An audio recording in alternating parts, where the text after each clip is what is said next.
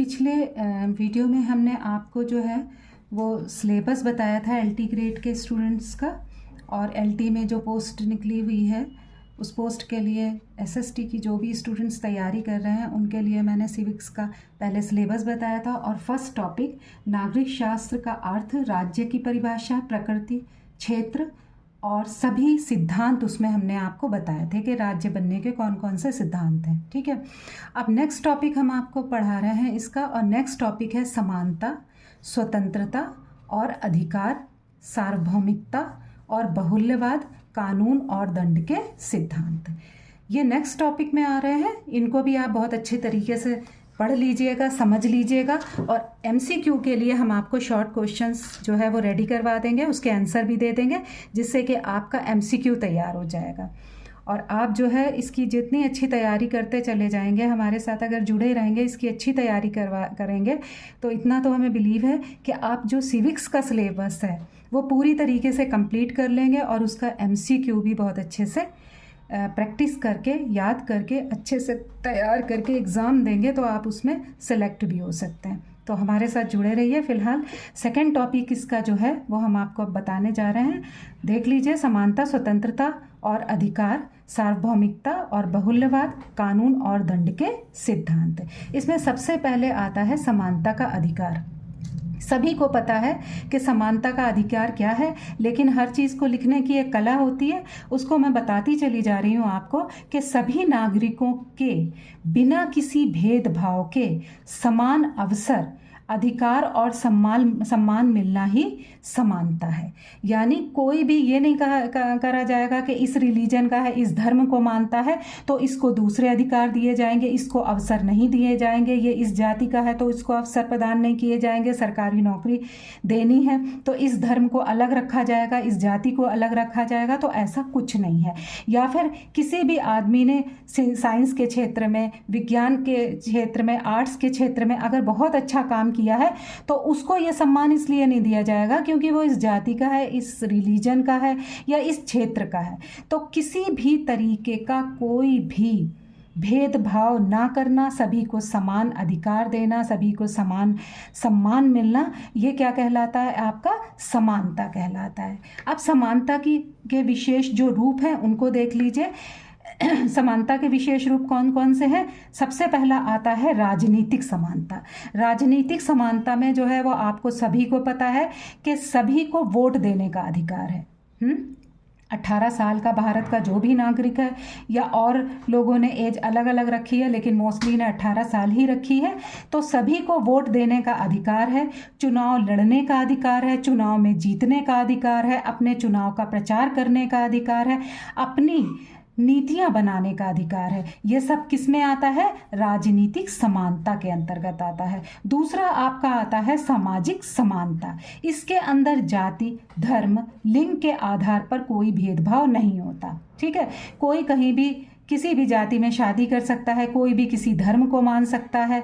ठीक है, कोई भी कुछ भी कर सकता है। समाज में होने वाली किसी भी गतिविधि में जो है वो समानता रहेगी। ये नहीं कि इसने समाज में रह के जो है वो ये इस जाति का है, इस लिंग का है, इस धर्म का है तो इसके साथ ये भेदभाव हो, या ये भेदभाव जो है वो लिंग के हिसाब से हो। पता चला जो महिलाएं हैं उनको सैलरी कम दी जाए, जो पुरुष हैं उनको सैलरी ज़्यादा दी जाए। तो इस तरह का समाज में भी किसी भी तरह का भेदभाव नहीं होएगा। यानी समाज के लिए भी, समाज के अंदर भी सारे लोग जो हैं वो समान हैं। तो ये सामाजिक समानता हो गई। सामाजिक समानता का मतलब है समाज में रहने वाला प्रत्येक व्यक्ति हर तरीके से समान है, किसी को कुछ स्पेशल नहीं मिला हुआ है। पहले क्या होता था, अंग्रेज़ों के टाइम पे बहुत सारे पद, बहुत सारे पदवी आपने सुना होगा। किसी को कौन सी पदवी दी जा रही है, किसी को खान बहादुर कहा जा रहा है, किसी को बहादुर कहा जा रहा है, किसी को कुछ कहा जा रहा है। तो इस तरह की अवधियों को भी अब निषेध कर दिया गया है गवर्नमेंट की तरफ से। कोई भी किसी भी तरीके से कोई भी पदवी नहीं दी जाती है उनको। और जो पुरस्कार भी दिए जाते हैं वो आर्मी के क्षेत्र में, या फिर किसी ने बहुत बहादुरी का काम किया है तो उसके लिए दिए जाते हैं। हर तरीके की समानता समाज में भी सौंपी गई है, दी गई है। फिर आता है आपका आर्थिक समानता, यानी हर व्यक्ति को जीवन की मूल आवश्यकताएं मिले, वो शांति से रह सके। मूल आवश्यकता रोटी कपड़ा और मकान पता ही है आपको, बेसिक नीड्स।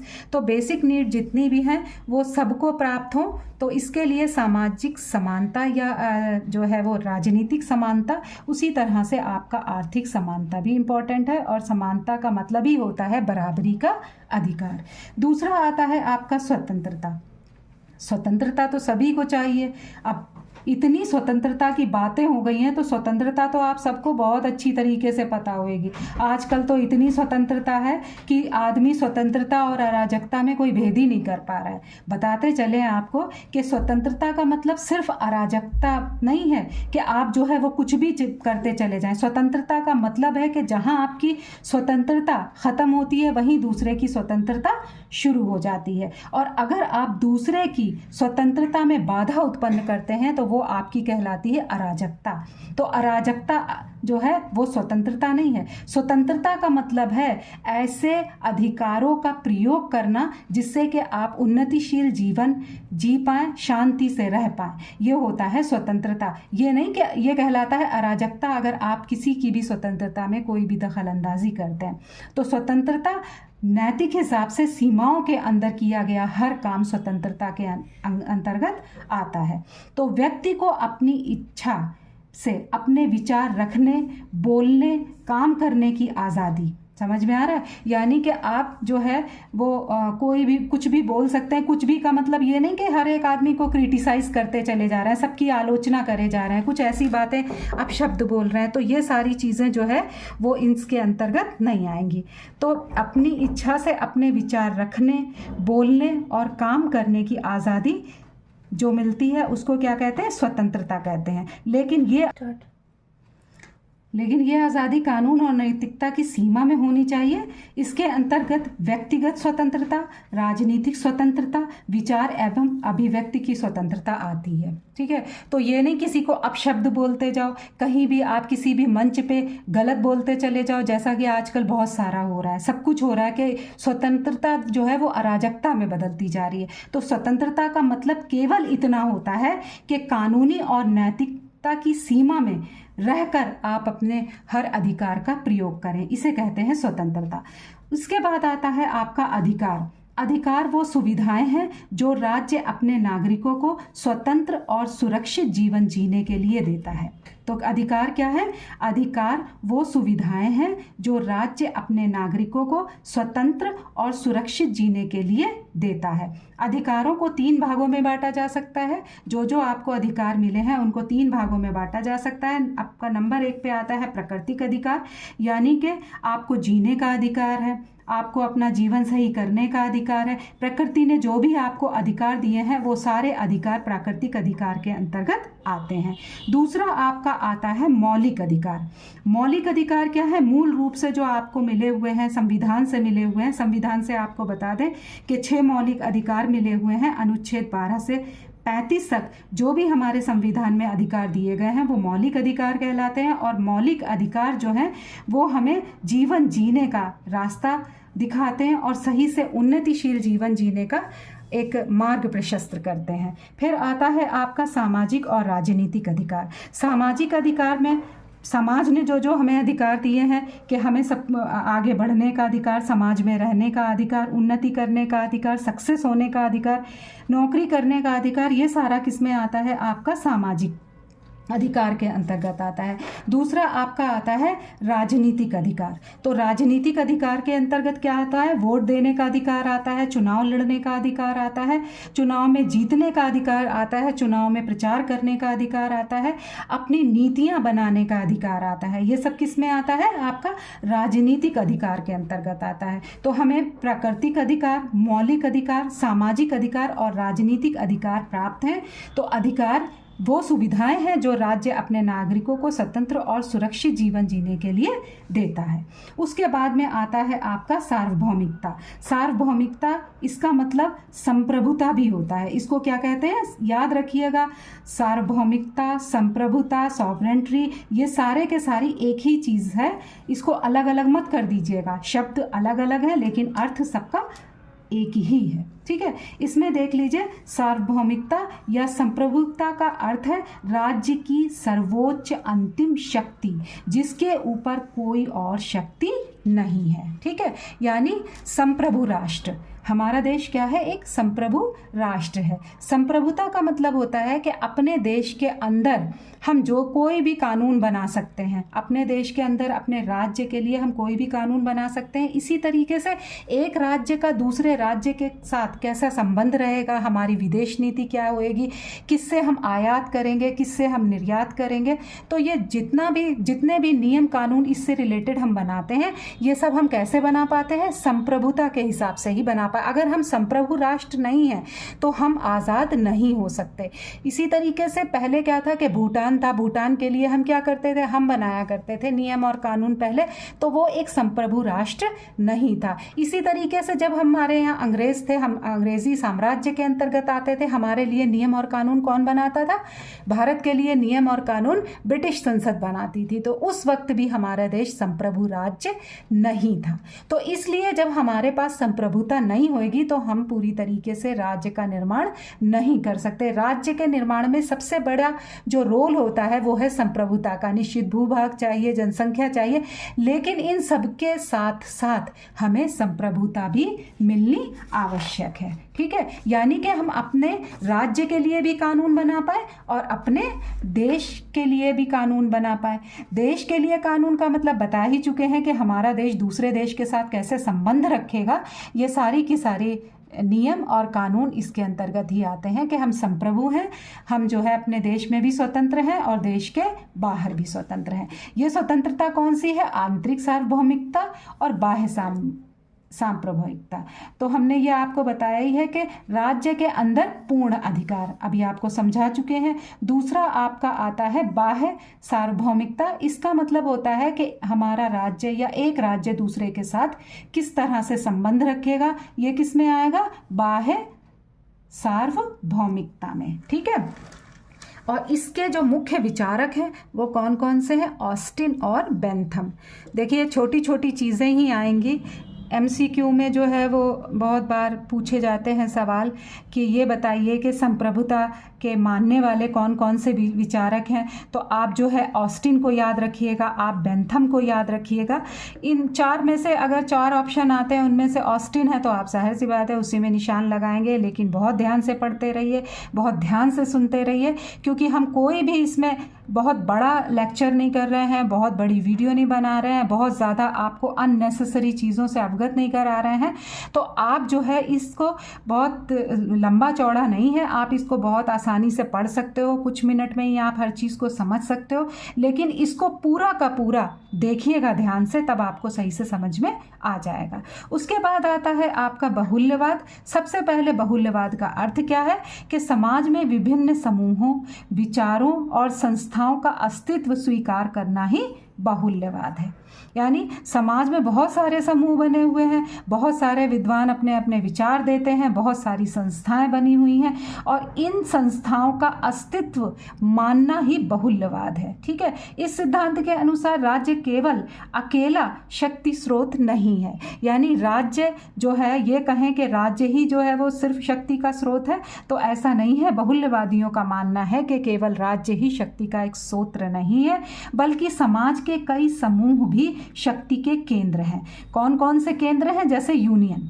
अब यूनियन जैसे आपके यहाँ इंडिया में अगर देखें, डॉक्टर्स की अलग यूनियन बनी है, टीचर्स की अलग यूनियन बनी है, आप भी आ जाएं।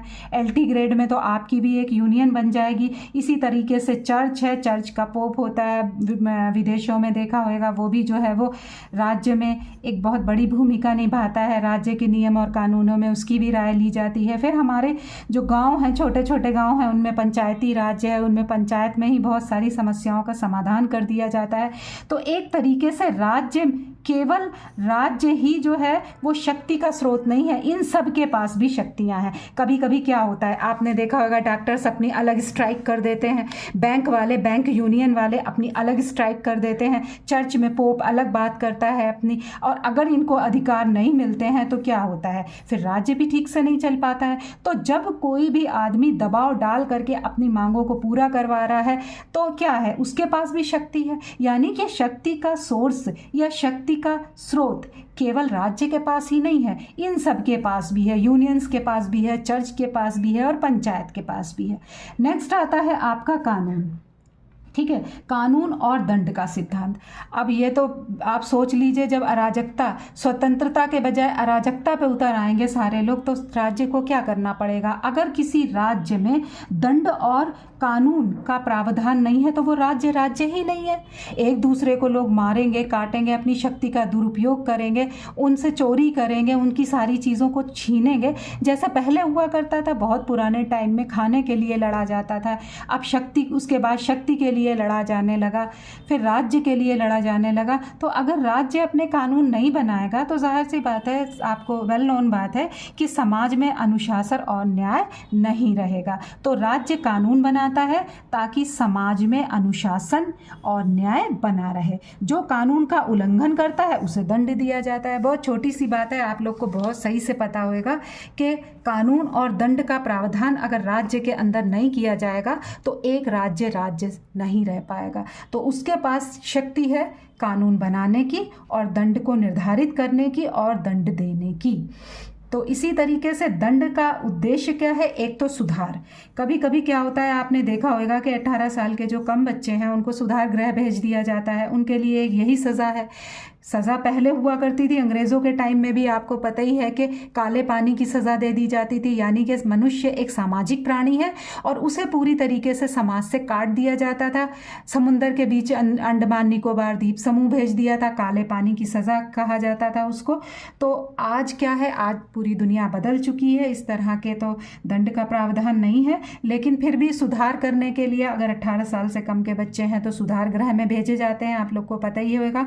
तो किसी भी व्यक्ति को सुधारने के लिए उसके दंड के प्रावधान में एक सुधार भी एक मुख्य भूमिका निभाता है। दूसरा आता है आपका निवारण, यानी रोकना। इन सबको रोकने के लिए किस तरह के कानून बनाए जाए, कौन से शक्तिशाली कानून बनाए जाए जिससे कि निवारण हो जाए, बचा जा सके। प्रतिशोध का मतलब होता है कि एक व्यक्ति का दूसरे व्यक्ति से बदला लेना। तो बदला तो नहीं लिया जाता, लेकिन हाँ यहाँ ये है कि अगर किसी ने किसी आदमी को मारा है, मर्डर किया है, चोरी की है या कुछ किया है, तो उसका दूसरे आदमी की प्रतिशोध की भावना रहती है। तो इस भावना को और विकसित ना होने दिया जाए, इसलिए कानून बनाया है ताकि उसको दंड जो है वो राज्य के द्वारा ही दिया जा सके। सुरक्षा, अगर दंड का प्रावधान नहीं होएगा तो सुरक्षा नहीं हो सकती। यानी कि दंड का प्रावधान है तो आदमी डरता है, भय है। भय उसके अंदर जब होता है तो देश और दुनिया पूरी की पूरी सुरक्षित रहती है। तो इस सुरक्षा के हिसाब से भी दंड का प्रावधान किया गया है। कानून बनाने का उद्देश्य ही ये है कि पूरे संसार में सुरक्षा कायम रहे, पूरे संसार में शांति बनी रहे। इसके बाद हम आपका ये पूरा टॉपिक कंप्लीट किया है। हमने बहुत शॉर्ट में आपको समझाया है, बहुत अननेसेसरी चीज़ कोई भी इसमें नहीं डाली है। लेकिन इतने शॉर्ट से शॉर्ट जो अगर आप नहीं पढ़ेंगे तो आगे आप नहीं कर सकते। तो इसको हमने चाहा है कि बहुत शॉर्ट में, बहुत कम समय में आपको बहुत सारी बातें समझाई जाएं। तो इसमें जो शॉर्ट क्वेश्चंस हैं जिससे आपका MCQ कवर होएगा, ये भी आप एक बार देख लीजिए कौन कौन सी हैं जो हमने पढ़ाई हैं, उन्हीं पे हमने बताया है। जो शॉर्ट नोट आपको हमने समझाया है, इसी नोट के हिसाब से आपको सारे क्वेश्चंस के आंसर बताते जा रहे हैं। पहला क्वेश्चन आप देखिए क्या है, समानता का अर्थ क्या है? ठीक है, सभी को समान अधिकार और समान अवसर मिलना क्या कहलाता है? समानता कहलाता है। सभी को समान अधिकार और अवसर मिलना एक क्या कहलाता है? समानता कहलाता है। दूसरा क्वेश्चन आपका है, स्वतंत्रता की सीमाएं क्या है? तो क्या है स्वतंत्रता की सीमाएं? कानून और नैतिकता की सीमा में रहकर स्वतंत्रता। अभी ऊपर बहुत सारा समझा चुके हैं, आपको समझ में आ ही गया होगा कि नैतिकता की सीमा में रहकर, यानी दूसरे की स्वतंत्रता के अंदर इंटरफेयर ना करना, उसमें हस्तक्षेप ना करना, नैतिकता के अंदर रह करके अपना विकास करना स्वतंत्रता है। तो स्वतंत्रता की सीमाएं क्या है? कानून और नैतिकता की सीमा में रहकर स्वतंत्रता। फिर आता है आपका अधिकार क्यों आवश्यक है। देखिए, नागरिकों के स्वतंत्र और सुरक्षित जीवन के लिए अधिकार क्यों आवश्यक है? नागरिकों के स्वतंत्र और सुरक्षित जीवन के लिए अधिकार ज़रूरी है। अगर अधिकार नहीं दिए जाएंगे तो कोई भी मनुष्य उन्नति नहीं कर सकता, सफल नहीं हो सकता। इसके बाद में आप देख लीजिए, ये आता है आपका सार्वभौमिकता। सार्वभौमिकता को बार बार हम बताए चले जाते हैं, क्योंकि हम बिल्कुल कंफ्यूज मत होइएगा कि संप्रभुता भी इसको कहा जाता है। सार्वभौमिकता, संप्रभुता, सॉवरेंट्री सब एक ही बात है, इसको बार बार हम बता रहे हैं, आप प्लीज में कंफ्यूज मत होइएगा। तो सार्वभौमिकता किसे कहते हैं? राज्य की सर्वोच्च शक्ति और अंतिम शक्ति क्या कहलाती है? सार्वभौमिकता कहलाती है। राज्य की सर्वोच्च और अंतिम शक्ति का नाम संप्रभुता, सार्वभौमिकता है। ठीक है, संप्रभुता कहिए या सार्वभौमिकता कहिए। संप्रभुता के कितने प्रकार होते हैं? इसको भी आराम से सुन लीजिए। संप्रभुता के 2 प्रकार होते हैं। कौन कौन से? आंतरिक संप्रभुता और बाह्य संप्रभुता। ठीक है, फिर उसके बाद आपका आता है बाहुल्यवाद क्या है। जो भी हमने आपको पहले समझाया है उसी के ऊपर सारे क्वेश्चंस हैं। बाहुल्यवाद भी आपको हमने बताया है। बाहुल्यवाद क्या है? समाज में विभिन्न समूहों की शक्ति और अस्तित्व को मान्यता देना। समाज में विभिन्न समूहों की शक्ति और अस्तित्व को मान्यता देना बाहुल्यवाद है। कानून का मुख्य उद्देश्य क्या है? कानून का मुख्य उद्देश्य क्या है? समाज में व्यवस्था और न्याय बनाए रखना। समाज में व्यवस्था और न्याय बनाए रखना कानून का मुख्य उद्देश्य है। दंड के प्रमुख उद्देश्य कौन से हैं? सुधार, निवारण, प्रतिशोध और सुरक्षा। सुधार, निवारण, प्रतिशोध और सुरक्षा जो है वो क्या है? दंड के प्रमुख उद्देश्य हैं। सभी को उम्मीद है समझ में आ गया होगा। शॉर्ट क्वेश्चंस आप लिख भी लीजिएगा, इनको तैयार भी करते रहिएगा और एक एक चीज़ आप अपने ध्यान में रखिएगा। अगर आपको कोई वर्ड समझ में नहीं आता या फिर आपको नोट्स चाहिए या फिर आपको ये लगता है कि इस चीज़ के बारे में बहुत डिटेल में बताया जाए तो आप हमें बताइएगा कमेंट्स में, ताकि मैं जो हूँ वो इसको आगे बढ़ाती जाऊँ। जो शॉर्ट नोट्स हैं उनको ही बढ़ा दूँ आगे अगर आपको समझ में नहीं आता है।